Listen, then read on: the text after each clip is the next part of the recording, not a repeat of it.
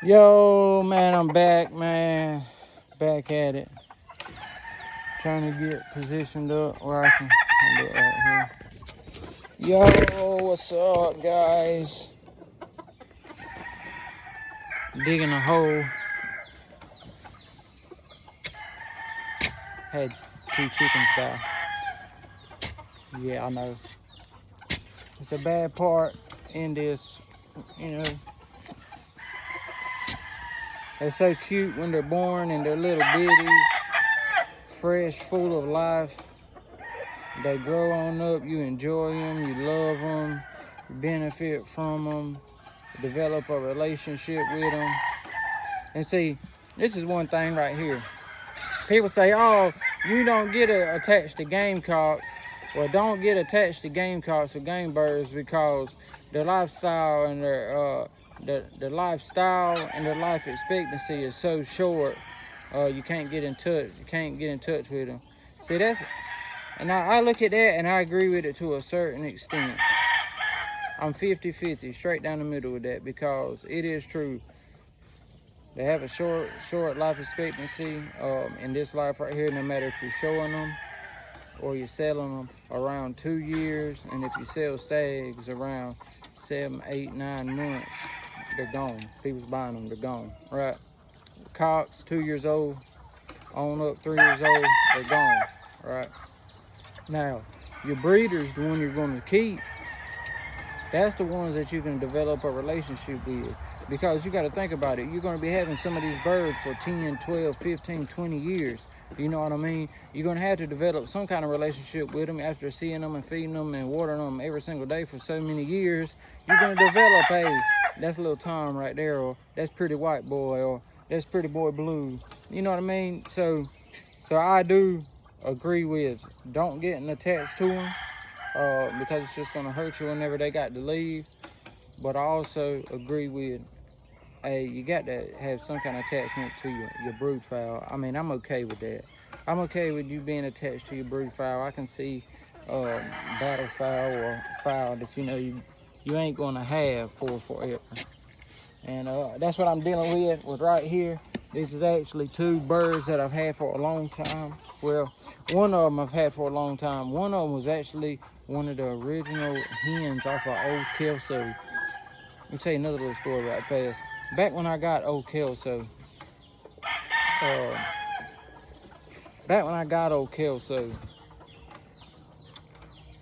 I bred him to, I didn't have a pure Kelso hen for him at first. So what I did was, I had an old hatch hen. She was a straight comb leaper. Well, you know, leapers ain't hatched, but we called them hatches all our life. We called them leapers, but we looked at them as hatches. We didn't say McLean hatch, but we didn't say leaper hatch, but we said leapers, but we looked at them. It's crazy. It's so crazy. But like I said, if you know stranger to our channel, you know my grandparents had leapers. They had leapers, yellow leg hatches, and I think that's pretty much it. But anyways, so I got the straight cone leaper hen, bred her to old Kelso. Remember, he was pecan, yellow leg, big old white streamers, beautiful. So I bred him to that hen. The roosters that I got off of that, a couple came pecan, a couple came straight comb. I ended up with 3 hens, 2 hens that were straight comb, and I ended up with the rest of them that were pecan. Well, out of those hens, that's what she is right here. She's out of that first breeding one I bred old Kelso to, the straight comb leaper hen. That was in 2013. That was in 2013. Yeah, 2013 or 2012. 2012, 13. It was in one of those 2 years right there. But guys, I don't look like I'm gonna be able to get the finish for this because it looks like the storm's coming in, the rain's finally hitting again.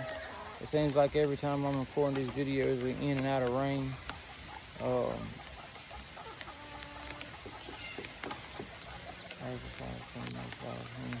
Seems like it's the other way around these days. But yeah, so I got to come back. Oh, let me finish the story then. So that's where the Kelso hen, she was my last one off of that breeding, last one I had, and she just died. I've been looking for her to die for the last few years because she had a hurt foot she couldn't really use. But she just been kicking, and y'all can probably hear that rain coming out now. But the other one is a gray hen, a gray brood hen. It's so crazy because she had a hurt leg somehow, just came here one day.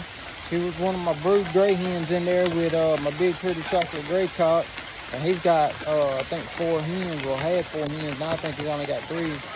But she came with a hurt leg. And make it so bad, I think the rooster hurt her leg because she went broody trying to sit on the eggs as I was collecting them for the incubator.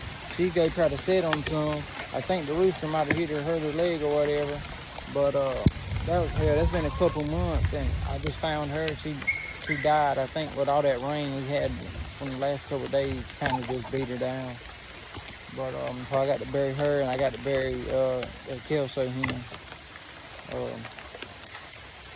Like I said, that rain's coming. I'm not worrying about it today. I'm about to just go ahead and head on out. You know what I mean? But we'll look into them right fast. The pen that yeah, he's only got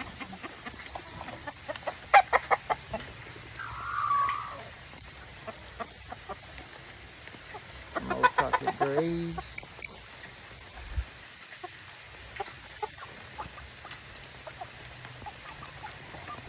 I'm telling you, boy, that rain, boy, it ain't been raining every day, but it ain't been missing or raining every other day, Jack. I tell you what. So I'm gonna go ahead and get off here. I think I might, I'm gonna separate these two. But all right, guys, holla at y'all.